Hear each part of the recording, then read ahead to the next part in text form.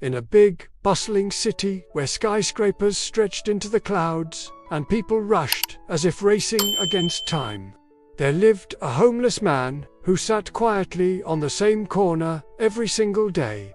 No one knew his name. No one stopped to ask. No one remembered he was even there. People simply called him the man in the torn coat.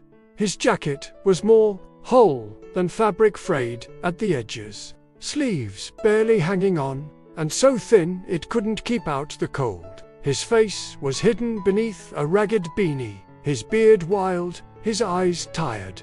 He sat by the bus stop, unmoving, silent, a part of the background. Most people passed him like he was invisible, just another blur in their busy day. Sometimes he held out a hand, hoping for a few coins, but what he usually received was indifference. Averted eyes, shaking heads, a mother pulling her child away, whispering something about dirty people. But he didn't complain. He didn't ask for pity. He had grown used to being unseen. Each day blurred into the next. Wake up cold, sit quietly, sleep even colder. Until one morning, something was different. When he opened his eyes, there was something lying on the ground in front of him. Not a coin, not trash. A flower, delicate, fresh, wrapped carefully in a sheet of old newspaper. He looked around. No one made eye contact. No one stood nearby. Probably dropped by accident, he mumbled to himself. But the next morning, it was there again. A different flower, same quiet appearance. And the day after that, another one.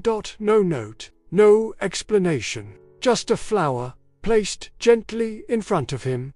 From that moment on, every morning, he began to wait. Not for food, not for money, but for something he hadn't felt in years. A sign that someone saw him, that he still existed. Days passed, then weeks, and still, the flowers came. Each morning, like clockwork, a fresh flower wrapped in newspaper lay quietly before him. A daisy, a tulip, once even a tiny sunflower. He never saw who left them, but he began to notice something else. A girl.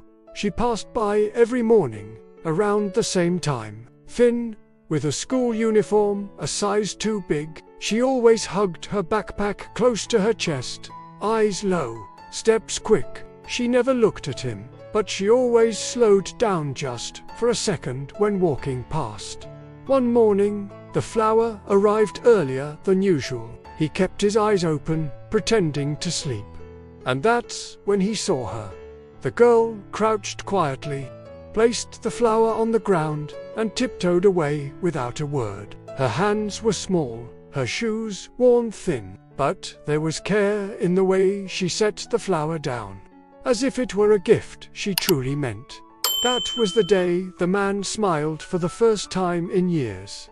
He didn't chase her, he didn't call out, but in his heart, something stirred. For the first time in forever, he felt seen, chosen, remembered. But then, one day, the flower didn't come, nor the next, or the one after that. She was gone. He waited, long after the sun came up, watched the crowd with desperate eyes. But the corner felt colder. Lonelier. On the fourth day, he did something he hadn't done in years. He stood up. With aching legs and trembling hands, he followed the path she always walked, past the bakery, past the traffic lights, all the way to the school with the green gate. There, a small crowd had gathered.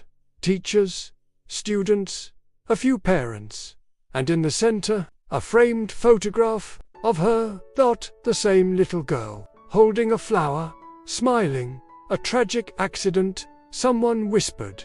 A car. Too fast. She never made it to school that morning. The man couldn't breathe. His knees gave way. He sat on the curb, silent, stunned. The only person who saw him was gone. That night, back at his usual corner, he placed a single white flower where the others used to lie. His hands trembled as he whispered, "Thank you, little one." Sometimes, it's not the grand gestures that save us, but the quiet kindness of a single soul. The days after her passing felt colder than ever. The man no longer looked forward to mornings. No flowers, no quiet footsteps, just the endless noise of the city, and the silence she left behind. But the memory of her small, silent, kind remained with him. She had seen him when no one else had. She had reminded him that even invisible people matter.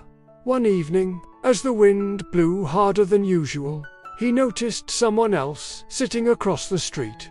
A boy, young, maybe 13, thin, shivering, hugging his knees. People passed him, just as they had passed the man for years without a glance.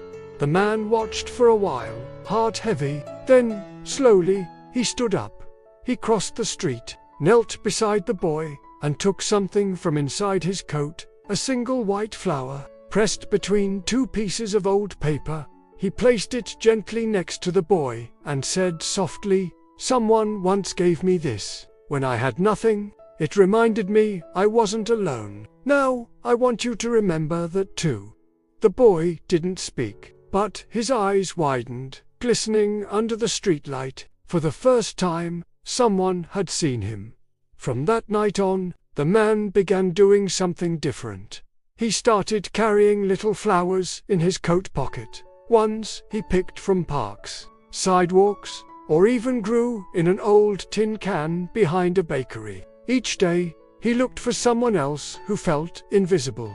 An old man sitting alone on a bench, a tired street cleaner, a little girl crying on the school steps, and to each one, he gave a flower. No words, no speeches, just a quiet gesture, a reminder that they were seen, just as he had been. Years later, no one remembered the man in the torn coat as the homeless guy. They remembered him as the flower giver. And in a dusty notebook, found after he was gone, someone once read a simple line he had written. "She gave me one flower.